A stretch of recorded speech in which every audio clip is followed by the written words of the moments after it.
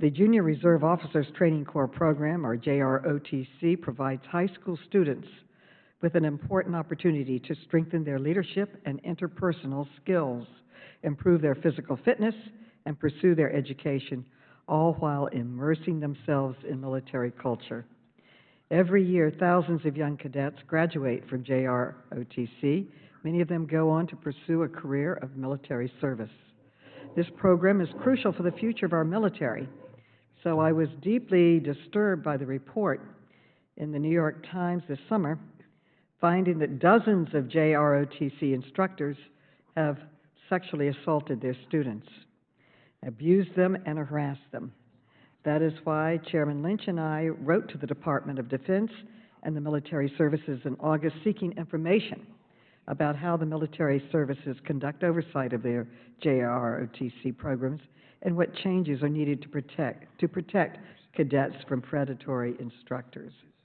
What we have learned from the department is truly alarming. The New York Times identified 33 JROTC instructors who have been accused of sexually assaulting their students in the last 5 years. But our investigation, as the chairman noted, shows that the problem is far worse than what was reported. We found that the Defense Department has received at least 60 allegations of sexual abuse, harassment, or other misconduct, and in the past 5 years, 58 of which were substantiated following a law enforcement or investigation. The department also told us that the military services do not always conduct annual in-person evaluations of their programs for JROTC, while the Army conducts so-called assist visits on a yearly basis for individual programs in need of additional attention.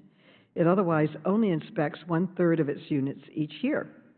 Meanwhile, the Air Force completes in-person assessments every 3 years, while the Army and Marines perform such examinations every other year. I want to be clear, the vast majority of JROTC instructors are decent and trustworthy members of or former members of our armed services, and they continue to serve our country honorably by teaching and mentoring our next generation of leaders for the military. But our investigation has exposed that a lack of Pentagon oversight appears to have enabled the predatory behavior of some of the JROTC instructors. Any allegation of sexual assault, abuse, or harassment in this program is one too many and needs to be addressed. These are our future leaders in our military. We need to respect them and treat them in ways that they are protected.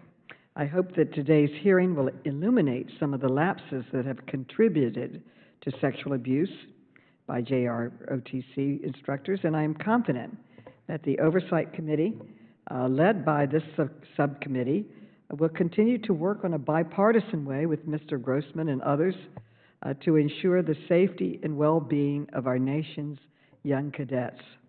I thank the chairman for holding this hearing, and I look very much forward to the testimony and to your ideas of how to make sure this never happens again and how our distinguished military goes forward in a way that protects our young cadets. I yield back.